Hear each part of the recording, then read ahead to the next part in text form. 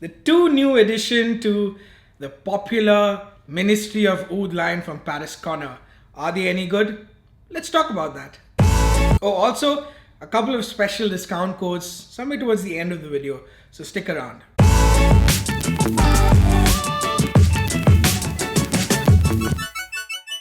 Now, before I start the video, I'd like to give a huge shout out to the sponsors of this video. No one has sponsored this video. No one has ever sponsored any of my videos in the past, and the links that you see me share in the description of where you can buy these fragrances are just to help you. I make absolutely no money out of them, so if you want to buy them, buy them. If you don't want to, it's your call. Neither have I ever made money out of anyone buying the fragrances that I suggest. Now that we have that out of the way, hello people, my name is Nixon Dice and you are watching Smelly Cat. If you haven't hit the subscribe button, please do so now. It'll keep me motivated to create more such content, bringing you hidden gems from the Middle East. Today we'll be discussing two new fragrances that released just this week. The first one is called Strictly Oud, and this is a clone of Frederic Malle's The Night. The Night is from the Arabian Gems or Desert Gems collection from Frederic Malle. The Desert Gems collection has Promise, Dawn, The Moon, and the one that this is a clone of, which is The Night. It is the more Middle Eastern inspired fragrances from Frederic Malle. The fragrances are created with a Middle Eastern styled perfumery in mind. The second one is Thailand Oud in Cairo, and this is their take on Luxor from Xerjoff. These two have released just this week, and there are 5 others in this Ministry of Oud line from Pariscorner. I've done a separate video with all 5. I'll leave a link, or pin it actually in the first comment, so I'll leave the link in the description. So if you haven't seen that video, you could go through that one as well. That also reminds me that there's the luxury Perfumereview line. It has a couple of really interesting fragrances. Not anything new. A couple of really popular ones like Sauvage, YSLY, EDP, and 2 or 3 others. I also picked those, so as soon as I get the time, I will also cover those soon. Let's start with Strictly Oud first. This, like I mentioned, is a clone of Frederic Malle's The Night. Now, The Night, to my nose, I used to have a sample, was like a spicier, more animalic, Middle Eastern version of Portrait of a Lady. You could even, you could even call it a flanker and get away with it. A lot of people actually prefer Portrait of a Lady to The Night, but my personal pick is actually The Night. I like it actually a lot more than Portrait of a Lady. I'll tell you why. If you are in India or Pakistan or Bangladesh, Portrait of a Lady, at least on my skin, gives out this very meetha pan or gulkand like feeling. It's that mix of that jammy rose, blackcurrant, amber, and raspberry. Very, very sweet. Or if you've, as a kid, had pan pasan, the candy, that's exactly how it used to smell on my skin, and I was not a big fan of it. For those outside the Indian subcontinent, if you are trying to understand what I'm talking about, if you have smelled molasses that they use in shisha or hookah, that's the kind of sweet smell that I used to get on my skin. Now with The Night, that added skank and that spice, while it turned some people off, it actually made it more likable for me. And that's why I was very excited when Pariscorner shared teasers of this one on their Instagram page. I knew that I had to drive down and get my hands on it. This one, like the original itself, starts off with that slightly sour, barnyardish, leathery nuances. But that skanky face really isn't as strong or off-putting, or doesn't even last that long in this one, which is actually great for people who hate that. What this also means is that you really take 10 to 15 minutes to get over that stinky phase in the start, in the original, to sort of notice the Portrait of a Lady feeling in the background. With this one, it's because there's no stink or skank and that strong leathery oud opening. It's there, but very little of it. you get to that portrait of a lady feeling much quicker in this one. Then there's a nice balance of that oud and rose with the original. It's quite interesting actually to my nose.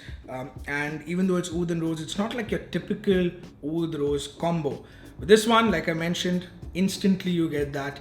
Not that complicated, not that rich or deep, but it's slightly simplified in this one, but still it will remind you of the original. Another thing is that it doesn't change too much. This one is, after that initial couple of minutes, it's pretty much the same all the way to the dry down, that rose oud like combo.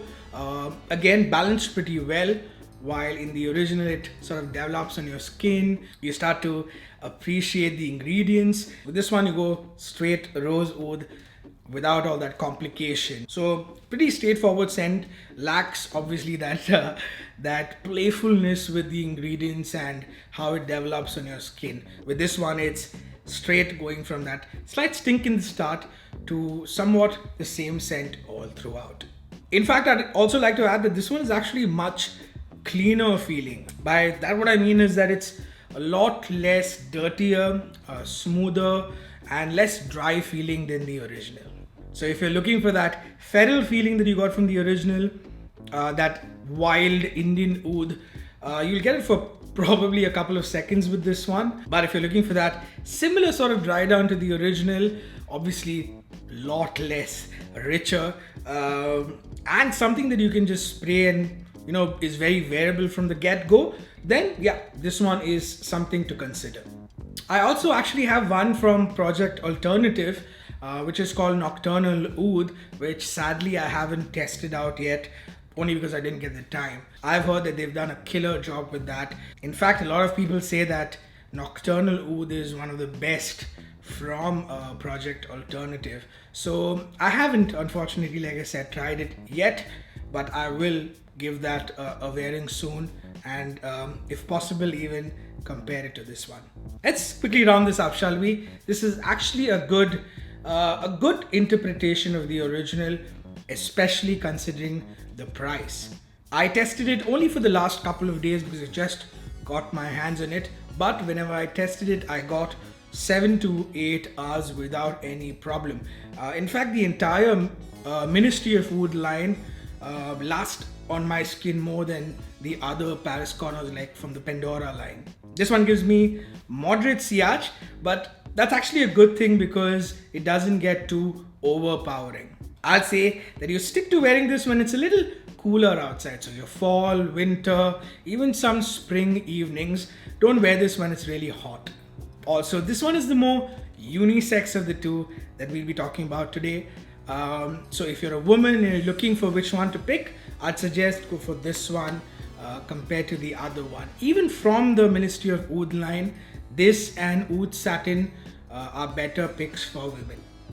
Cool, let's talk about this one now. It's called Thailand Oud in Cairo, and this one is a clone of Xerjoff Luxor.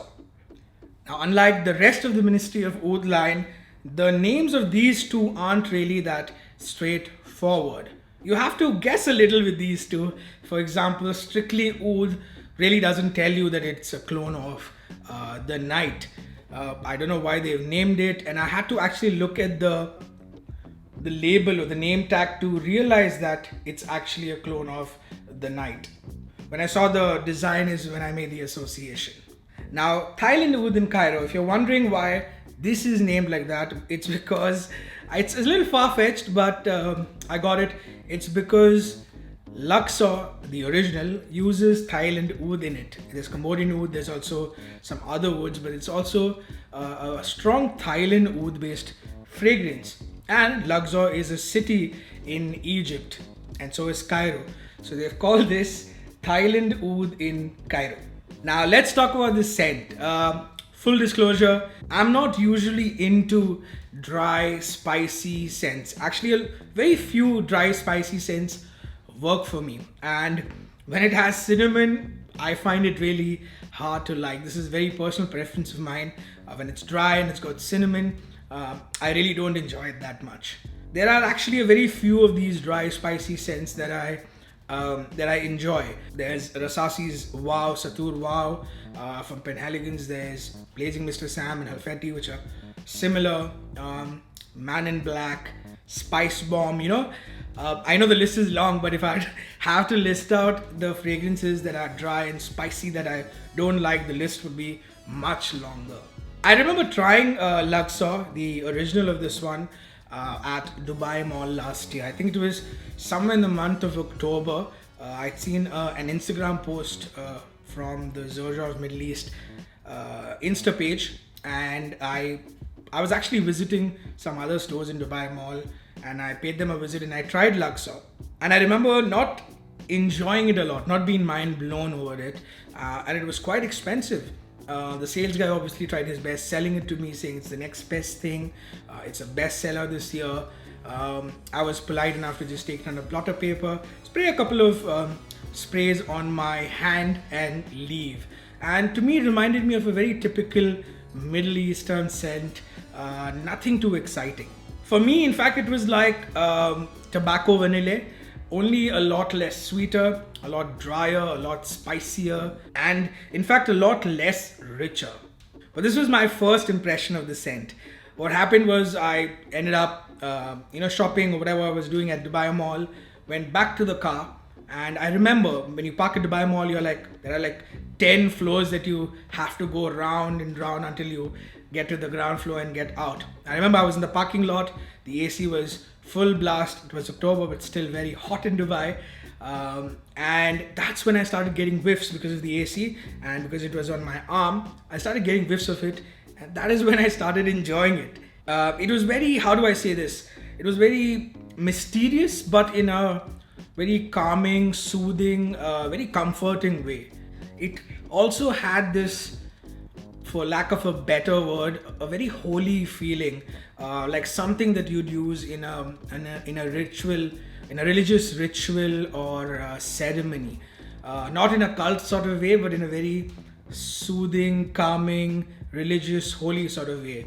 Imagine somewhere deep in the desert, there are these monks sitting, Middle Eastern monks, I don't know how they look, but think of this procession and this ceremony going on in the middle of the desert, where there's a little incense and some woody, spicy thing being lit on fire. That's what it reminded me of.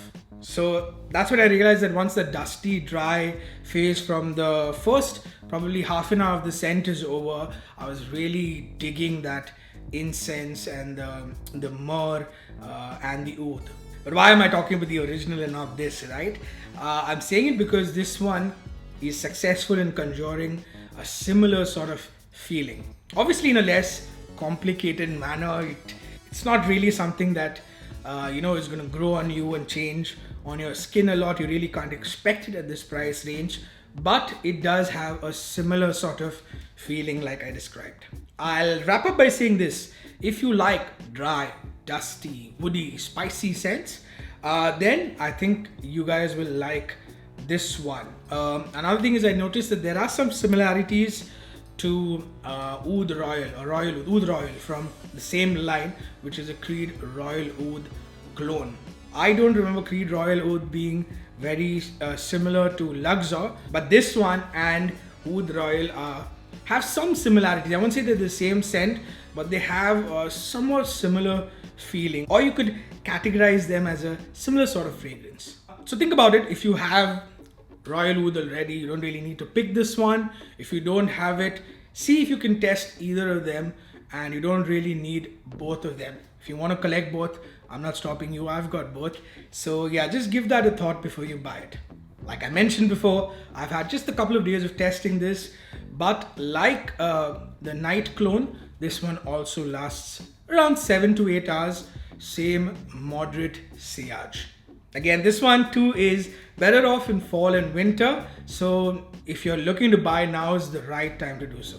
Now while strictly Oud is unisex, this one is a lot masculine. It's a woody fragrance, spicy. I think men obviously would enjoy this more. If you're a woman and you want to wear it, no one's stopping you. My wife wears a lot of my fragrances, but generally, to be safe, this one's a more masculine, manly scent. Coming to where to buy them from and the prices.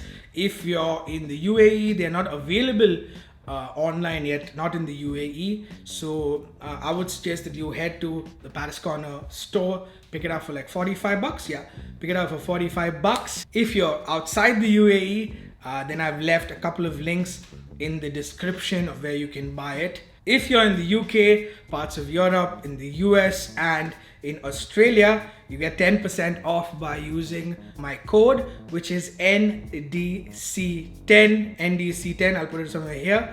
NDC10, and you get 10% off on aromaconcepts.co.uk. Not just on these scents, actually any scents on the website, use the code NDC10 to get 10% off. That's not all. In India and in a couple of other regions, if you're looking to buy it, you can visit Perfumery.ae and use the code SMELLY20 to get 20% off. So this code SMELLY20, if I've placed it correctly on my hand, SMELLY20, use the code SMELLY20 to get 20% off in India and a couple of other regions. This brings us to the end of the video, guys. If you're here and you still haven't subscribed, come on, do so, because why else would you reach the end of the video if you're not enjoying the content, right? So if you haven't subscribed yet, guys, please subscribe. Until next time, keep smelling amazing.